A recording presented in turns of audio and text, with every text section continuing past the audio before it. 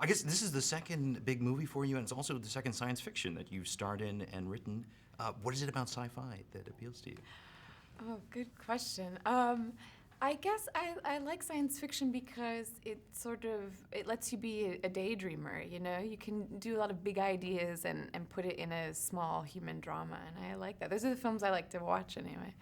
One of the really fun things about this is that it has sort of expanded out into the viral marketing, and I've been to some of the meetings at the Ukrainian Cultural Center, and it's really fascinating. Yeah, Searchlight is amazing, and Graham was incredibly, has done really inspired work. I mean, just the idea of releasing the first 12 minutes and putting that online and all the sort of hot spots and different portals you can go into, I think people got really into the idea that they could, like Peter and Lorna, sort of be detectives and investigate the story. And then we wanted to try to bring it into the real world, so that you become engaged in the narrative and you can actually go places and be a part of the storytelling. So that was the idea. It's cool you went. What happened there? It's amazing. Nobody breaks character. It's you do breathing exercises and awesome. It's a little ominous. Yeah, a little like the movie. Mm-hmm. Well, speaking of ominous, how fun is it to play a genuinely scary character at times?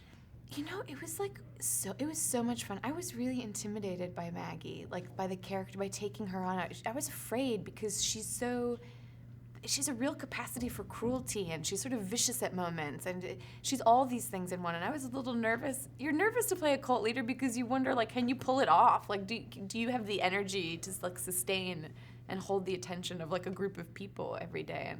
And it was hard work, but also, once you get into the story, you sort of just let go and allow whatever is inside, to come up, and that's a fun part. And one of the coolest things is you singing, which sounds amazing. Oh, God. You got the perfect song for this.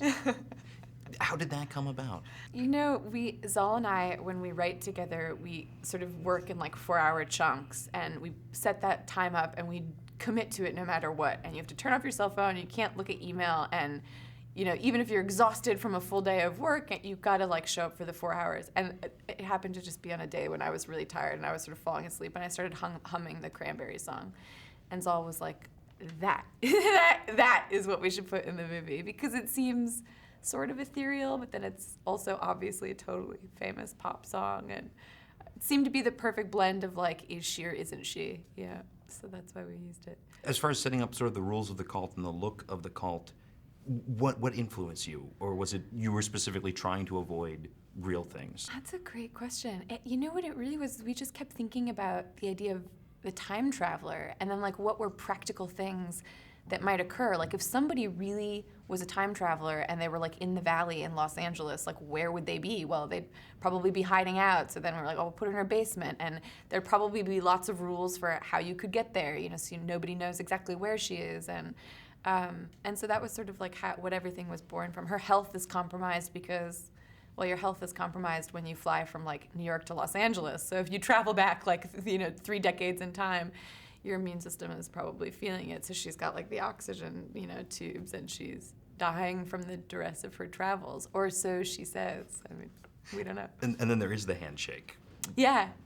How does the handshake come into being? I mean, secret handshakes are fun, right? I mean, as a kid, I think Zal and I probably both were, you have forts and clubhouses and passwords and secret handshakes to get in, and we just liked the idea of playing with that sense of secrecy, but also a bit of a sense of humor.